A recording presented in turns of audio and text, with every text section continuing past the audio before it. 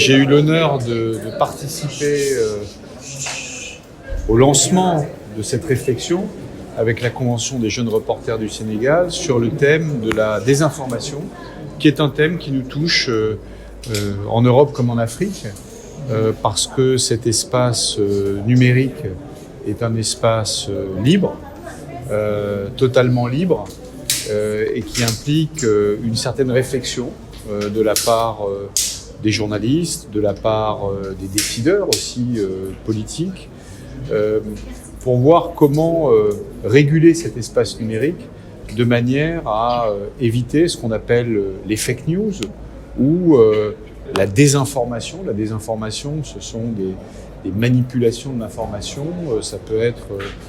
de l'ingérence étrangère liée à des intérêts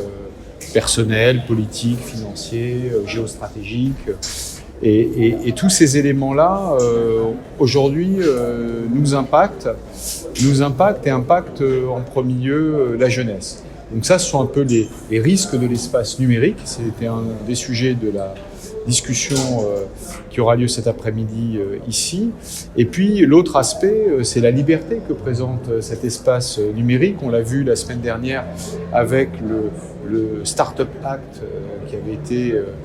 adopté il y a quelque temps et qui s'est opérationnalisé la semaine dernière, car ici au Sénégal, on voit bien que le numérique est un enjeu aussi de créativité pour la jeunesse, est un enjeu de liberté d'expression, est un enjeu d'innovation, et qu'il convient aussi d'encourager la jeunesse à occuper cet espace numérique de manière à ce que celui-ci donne le meilleur de lui-même. Donc on voit bien que l'enjeu du débat cet après-midi, c'est un enjeu entre liberté d'expression et puis régulation.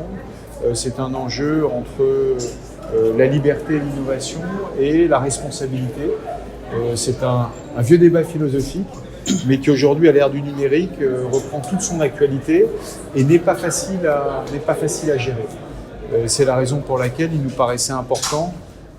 puisque c'est au cœur des valeurs de l'Union européenne, cette responsabilité partagée, aussi au cœur du partenariat que nous avons ici avec le Sénégal et avec la société civile, de nous engager aussi dans ce débat et d'y participer. Je vous remercie. Merci beaucoup. Le ministère de la Communication est venu aujourd'hui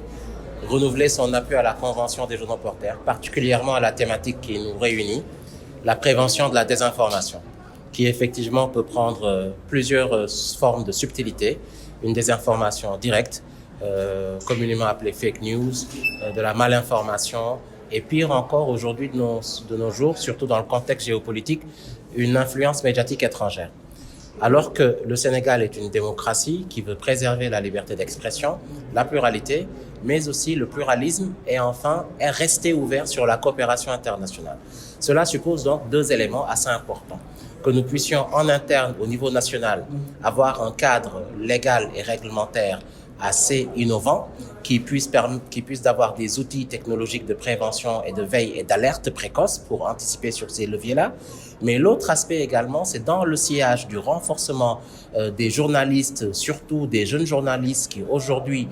constituent les gros des effectifs dans les rédactions, mais constitue également le mode alternatif d'information que nous constatons dans nos rapports, c'est-à-dire de jeunes responsables d'information et de plateformes individuelles sur des médias alternatifs en ligne. Il est essentiel de prendre dès à présent des mesures pour pouvoir les accompagner à se professionnaliser dans ce sens, pour échapper ou anticiper sur d'éventuelles dépendances financières à des éléments externes ou étrangers. Vous savez que le journaliste qui est formé sur des règles d'éthique et de déontologie, s'il arrive à vivre de façon décente et qu'il couvre l'ensemble de ses besoins et qu'il sort de la précarité, il y a de très très faibles chances qu'il ne soit pas un journaliste dépendant d'une tendance de traitement de l'information ou qu'il tombe dans la désinformation. De ce point de vue, avec les partenaires et la Convention des jeunes reporters, il y a un projet d'incubation qui est en gestation, dont le point focal a déjà été recruté et qui devrait permettre, dans un premier temps, de recenser l'ensemble des intéressés, de tester les lignes légales et réglementaires, quand on sait que le Code de la presse met un plafond de 10 ans et de 7 ans, de déroger à ces principes-là dans le cadre d'un projet pilote test, mais enfin de voir financièrement, avec les médias alternatifs, la monétisation en ligne, la digitalisation, si les jeunes reporters peuvent faire mieux en termes de viabilité et de modèle de gestion d'une entreprise que de grands groupes de presse classiques avec des charges extrêmement lourdes. L'autre élément assez important dans la conversation, c'est qu'au niveau du ministère, nous militons pour avoir un cadre de gouvernance de l'ensemble des interventions des partenaires étrangers unique et cohérent. Cela veut dire donc que dans le même sillage de la convention avec la GIZ par rapport à la fiabilité de l'information, l'ensemble des acteurs externes, nous les invitons à se mettre autour d'une même table, à avoir un seul cadre logique de gestion des problématiques économiques et sociales de la presse, des médias et des jeunes reporters pour solutionner ensemble ces différents défis. Donc, en résumé, des dispositifs légaux et réglementaires modernes, des outils technologiques efficaces, mais surtout mettre les journalistes, le gros de l'effectif des journalistes, les jeunes reporters, à l'abri de la précarité pour garantir leur indépendance. Merci. Je pense qu'aujourd'hui, on a assisté à une séance très technique, mais aussi d'une haute importance, parce que la Convention des jeunes reporters lutte contre ce fléau qui est la désinformation. Donc, on remercie l'Union européenne pour l'appui, pour cette activité, aussi le ministère de la Communication pour sa présence et aussi pour son appui constant à travers le projet Fiabilité de l'information. On a essayé aujourd'hui de débattre tout ce qui concerne la désinformation parce que c'est un fléau et que les journalistes doivent être acteurs et non des gens qui participent à l'amplification de la désinformation. Donc il y a pas mal de thématiques qui ont été abordées avec des experts. Je pense qu'aujourd'hui, à l'issue de cet